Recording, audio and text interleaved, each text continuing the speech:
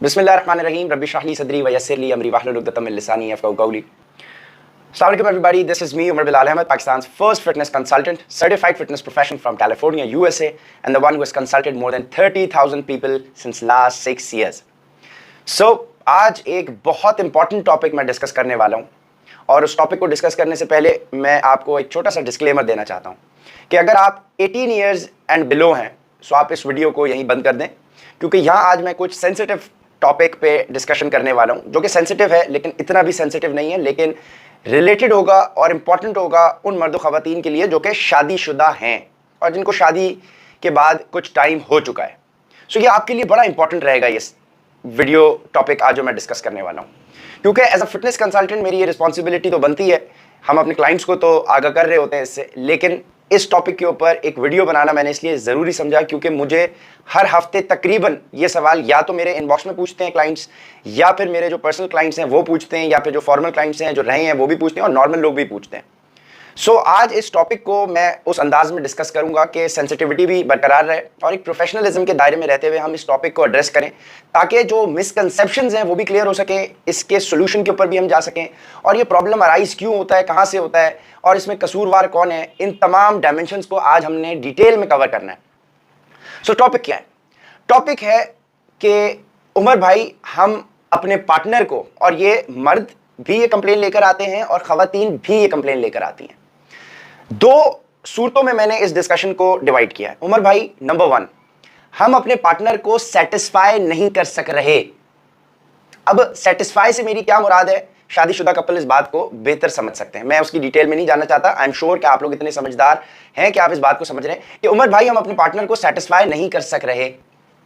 और दूसरी चीज जो इस के बाद जन्म लेती है कि अब हमारा जो पार्टनर है वो दूसरी ख़वातीन में इंटरेस्ट ले रहे हैं या दूसरे मर्दों में हमारी ख़वातीन इंटरेस्ट ले रही हैं, और सोशल मीडिया पे इंस्टाग्राम और फेसबुक उसका एक आला कार बन चुके हैं। सो उमर भाई क्या वजह है और हम इससे किस तरह से छुटकारा पाएं और हम इस मामले को किस तरह से रिजॉल्व करें कि एक तो हम सेक्सुअली सेटिस्फाई कर सकें और दूसरा कि अगर हमारा पार्टनर दूसरे में इंटरेस्ट ले रहा है तो उसकी क्या वजह है और हम क्या करें। तो सबसे पहले अब हम पहले वाले टॉपिक को डिस्कस कर लेते हैं, यानी कि हम सेटिस्फाई नहीं कर सक रहे।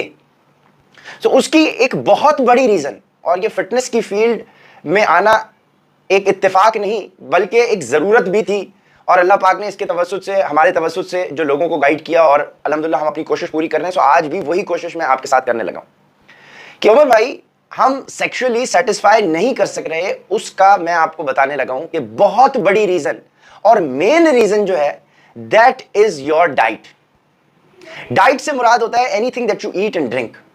चूंकि आपकी डाइट ठीक नहीं है, इस वजह से आप फिजिकली स्ट्रांग नहीं हैं, और जब आप फिजिकली स्ट्रांग नहीं हैं सो दैट मींस आप अपने ऑप्टिमम पे नहीं हैं। दैट मींस कि आपको अल्लाह पाक ने जिस कैपेसिटी के लिए, जिस पोटेंशियल के लिए अल्लाह ने आपको डिजाइन किया हुआ है, आप उस पोटेंशियल को रीच ही नहीं कर सक रहे, क्योंकि आप अपनी बॉडी को रिक्वायर्ड ग़िज़ा ही नहीं दे रहे कि वो उस पोटेंशियल तक आ सके। इसको सादा जबान में आप ऐसे समझें कि अगर आप अपनी गाड़ी, ब्रांड न्यू गाड़ी के अंदर कोई खुला हुआ तेल डाल दें उसके इंजन में, आप उसमें रेकमेंडेड टायर्स ना डालें, रेकमेंडेड टायर्स के अंदर आप हवा प्रॉपर ना डालें, मतलब कि जो उसके ओनर ने डिजाइन किया है उस गाड़ी को और जो उस मैन्युफैक्चरर ने बताया कि आप इसको इस प्रोटोकॉल्स पे इस गाड़ी को मेंटेन करें, अगर आप वो प्रोटोकॉल्स इंश्योर नहीं करते तो आपकी गाड़ी आपको कभी ऑप्टिमम परफॉर्मेंस नहीं देगी। सो दैट मीन्स कि आप अपनी रिक्वायर्ड ग़िज़ा सही नहीं ले रहे, जिसकी वजह से आप फिजिकली फिट नहीं है, जिसकी वजह से पहली वजह कि आप सेक्सुअली सेटिस्फाई नहीं कर सक रहे अपने पार्टनर को। ठीक हो गया? सो इसमें यह होगा कि ख़वातीन फिजिकली फिट है, खातून, सो आदमी के एंड पे ये प्रॉब्लम आ रही है, और अगर आदमी फिजिकली फिट है और ख़वातीन फिजिकली फिट नहीं है तो फिर आदमियों के एंड पे ये प्रॉब्लम आएगी। वाइस वर्सा, जो भी फिजिकली फिट नहीं होगा दूसरे को ये प्रॉब्लम फेस होगी। और इस बात में कोई शर्म नहीं है कि हमारी शादीशुदा जिंदगी का एक बहुत अहम सुतून है ये वाली जिंदगी हमारी। अब मैं आपके साथ जो ये गुफ्तगू कर रहा हूं, अल्हम्दुलिल्लाह I seem to be young but अल्हम्दुलिल्लाह it's been now 7 years since I am अल्हम्दुलिल्लाह हैप्पीली मैरिड, और अल्हम्दुलिल्लाह मेरे 2 बेटे भी हैं माशाल्लाह। सो एक तो नंबर 1 रीजन कि आपकी डाइट ठीक नहीं है। अब वो डाइट ठीक क्या होती है अभी हम उसके ऊपर डिस्कशन नहीं करें, क्योंकि उसके ऊपर मैं डिटेल में डिस्कशन कर चुका हूं बहुत सारी वीडियोस में। आज मैं उसके ऊपर डिस्कशन नहीं करूंगा, लेकिन कुछ आपको इशारतन मैं गुफ्तगू कर भी दूंगा। पहली चीज कि हमारी डाइट ठीक नहीं है। अब इसकी दूसरी इंप्लीकेशन जो कि बड़ी खतरनाक हो जाती है वो क्या है, वो आपने समझना है। चूंकि हमारी डाइट ठीक नहीं है, इसका मतलब हमारी डाइट के अंदर अनहेल्दी खाना पीना मौजूद है। अब वो अनहेल्दी खाना पीना क्या है? हमारी डाइट में तेल, चीनी, मैदा, इससे बने हुए प्रोडक्ट्स शामिल हैं। एक्सेस है मैदा और मैदे से बने हुए प्रोडक्ट्स का, तेल और तेल से बने हुए प्रोडक्ट्स का एक्सेस है, शुगर और शुगर से बने हुए प्रोडक्ट्स का एक्सेस है। For example fast food, pizza, burgers, बन कबाब, रोल, पराठे, पूरियां, गंदे नान, गंदे शीरमाल, गंदी कढ़ाइयां, गंदे सालन, निहारियां, पकौड़े। मीठे के अंदर आप आइसक्रीम को ले लें, आप फालूदे को ले लें, आप केक्स को ले लें, आप पेस्ट्रीज को ले लें, आप बिस्किट्स को ले लें, एनीथिंग जिसमें व्हाइट शुगर, मैदा और तेल का एक्सेस है। अब आप इतने समझदार होने चाहिए कि आपको यह पता होना चाहिए कि मैदा, चीनी और तेल किन किन चीजों में मौजूद है। यह सेहत के लिए मुज़िर है, ये आपकी सेहत के लिए मुज़िर है और यही आगे चल के कैंसर का भी सबब बनती है, जो कि मैं एक्सप्लेन कर चुका लेकिन अभी नहीं कर रहा, इशारतन आपको बता रहा हूं।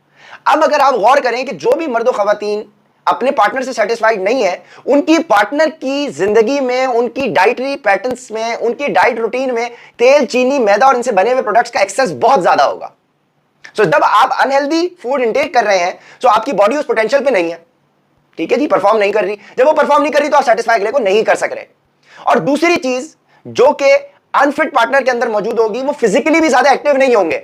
एक्सरसाइज का रूटीन भी उनका, ना तो वो जिम जाते होंगे ना जिम जाती होंगी, दैट मींस वेट लिफ्टिंग तो नहीं करते होंगे, और साथ में आप कार्डियो एक्सरसाइजेस भी नहीं करते होंगे, यानी आप वॉक भी नहीं कर रहे, जॉगिंग भी नहीं कर रहे और दूसरी कार्डियो एक्सरसाइजेस भी नहीं कर रहे। सो जब आपकी डाइट खराब है और आपकी रूटीन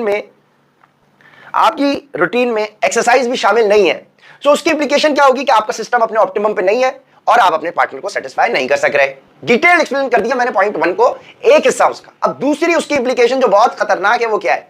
जब आप अनहेल्दी खाने पीने के आदी हो गए, सो अब आपकी बॉडी फिजिकल स्ट्रेस का शिकार हो गई। फिजिकल स्ट्रेस का शिकार से मुराद कि अब वो अपनी फिजिकल आउटलुक के ऑप्टिमम पे भी नहीं है। दैट मींस कि अब जिस तरह से अल्लाह पाक ने आपको खूबसूरत डिजाइन किया था कि आप अगर 6 फुट के आदमी है, 5.5 से 6 फुट के आदमी, तो आपका वजन 70 से 80-85 के बीच में होना चाहिए। अब आप 80-85 के बीच में नहीं है। खवातीन का नॉर्मली आइडियली वेट 55 मैक्सिमम 60 होना चाहिए, आपका वेट भी अपने आइडियल में नहीं है।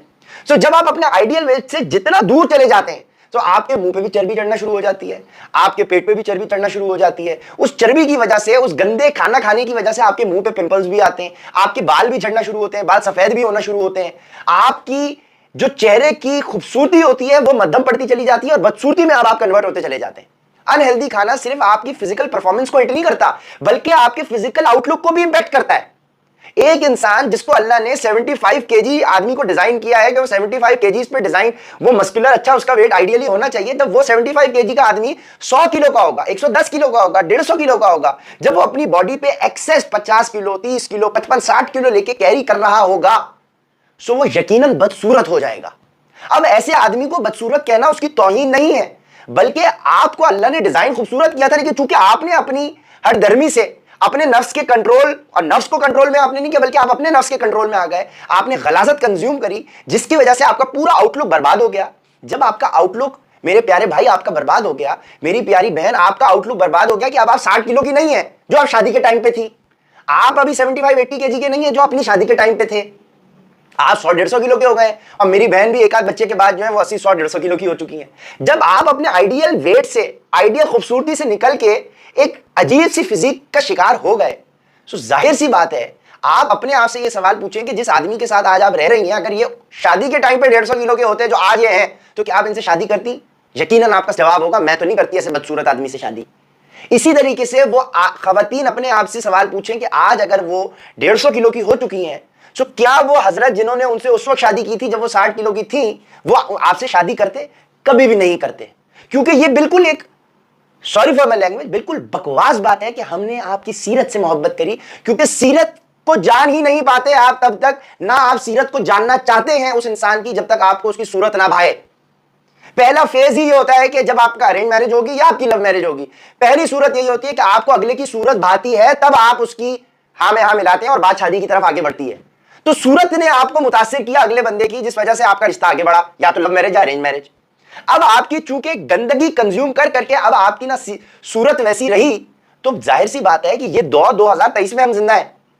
ये फेसबुक, इंस्टाग्राम, टिकटॉक और पता नहीं किस किस का दौर शुरू हो चुका है।